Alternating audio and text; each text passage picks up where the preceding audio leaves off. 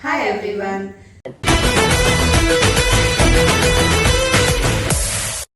This is Professor Bhavya. This is Professor Sandhya. Today we are going to discuss about 6-mark questions for second PUC midterm examination.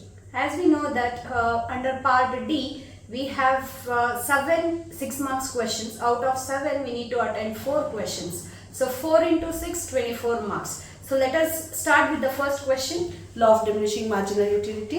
ಇಳಿಮುಖ ಸೀಮಾಂತ ತುಷ್ಟಿಗುಣ. Features of indifference curve. ಔದಾಸೀನ್ಯ ವಕ್ರರೇಖೆಯ ಲಕ್ಷಣಗಳನ್ನು ವಿವರಿಸಿ. The law of variable proportions. ಬದಲಾಗುವ ಪರಿಮಾಣದ ನಿಯಮಗಳನ್ನು ವಿವರಿಸಿ. Short-run cost and their calculation of TC, TVC, AVC and SAC.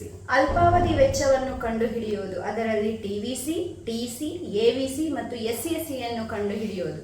Market supply curve. ಮಾರುಕಟ್ಟೆ ಪೂರೈಕೆ ರೇಖೆಯನ್ನು ವಿವರಿಸಿ. TP, AP, MP curve. TP, AP ಮತ್ತು MP ಆಕಾರವನ್ನು ವಿವರಿಸುವುದು.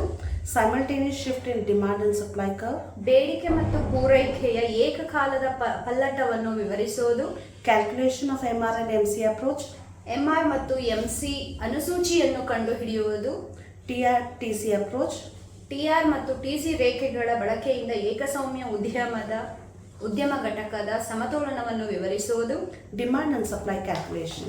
ಬೇಡಿಕೆ ಮತ್ತು ಪೂರೈಕೆಯ ಸಮೀಕರಣವನ್ನು ಕಂಡುಹಿಡಿಯುವುದು. ಇಲ್ಲಿ ನೋಡಿ ಮಕ್ಕಳ, ಇಲ್ಲಿ ನಮಗೆ ಕೊಟ್ಟಿರೋ ಸಿಲೆಬಸ್ ಅಲ್ಲಿ 6 ಅಂಕಕ್ಕೆ 3 ಕ್ವಶನ್ಗಳು ಲೆಕ್ಕಾಚಾರ ಹಾಕುವಂತ ಪ್ರಶ್ನೆಗಳನ್ನ ಕೇಳ್ತಾರೆ.